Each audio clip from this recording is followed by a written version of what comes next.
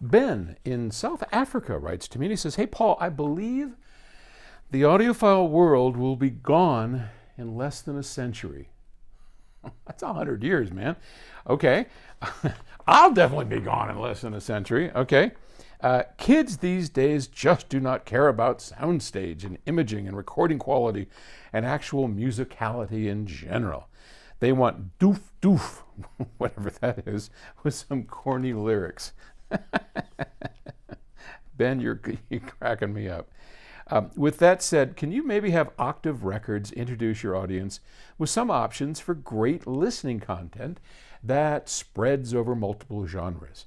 I like rock and jazz, classical, some opera, country, 30s big band, blues, etc. I'm only 45 and I still see myself as youthful. And you are. You're like 3 years older than my son.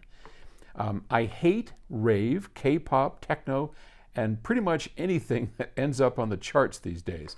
Basically the stuff the kids try to feed me from their rooms. Grumpy dad has to keep on shouting, "Lower the volume!" We really need some music with nuance that has not been published to death on YouTube and the likes. Wow. Yeehaw. Yes, sir. Well, Ben, I love this. You know, when I first started out, oh gosh, how many years ago? Back in my high school days, and that was in the 60s, and this is the 2020s, I loved to listen to the Beatles and the Rolling Stones, and my parents hated it. This was the death of civilization. Maybe they're right. Where we are today, I don't know.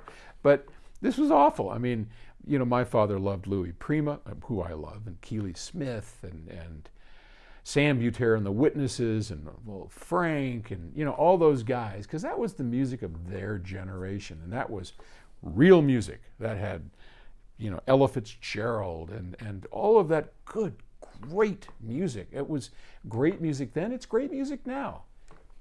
And so were the Beatles, and so were the Stones.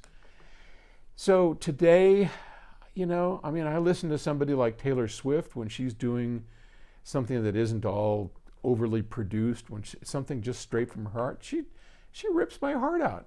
Billie Eilish.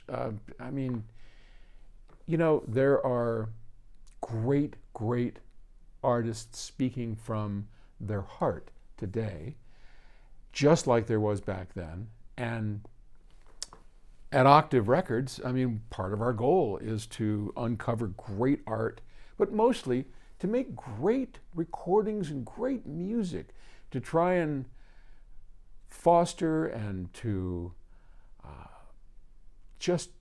I mean, this place for Terry and I is a passion project. It's a dream project.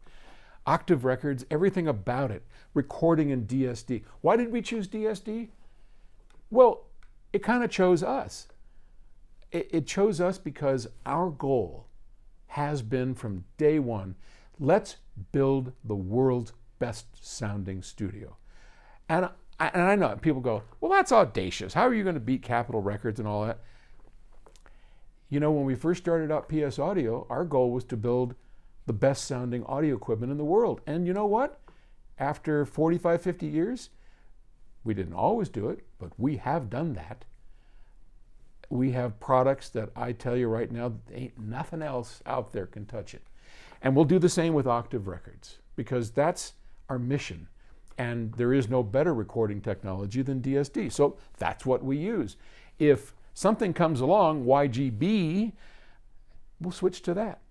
So this is a passion project.